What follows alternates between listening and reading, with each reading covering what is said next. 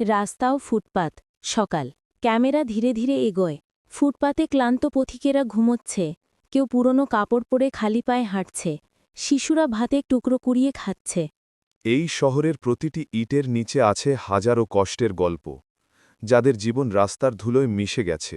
বিলাসবহুল গাড়ি ও ধনী মানুষ একপাশে ঝলমলে গাড়ি বড় বড় শপিং মল থেকে বেরিয়ে আসা ধনী মানুষরা হাসছে দামি খাবার হাতে।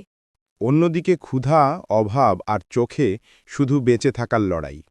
দুজন মানুষের চোখাচোখি একজন পথিক ক্ষুধার্ত চোখে তাকিয়ে আছে আর একজন ধনী লোক জানলার কাঁচ বন্ধ করে তাকিয়ে না দেখার ভান করে।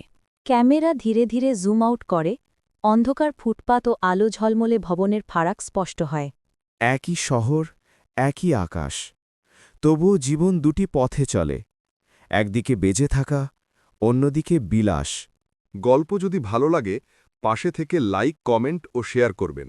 প্রযোজনায় সুবীর দাস, সহযোগিতায় এআই মেটা।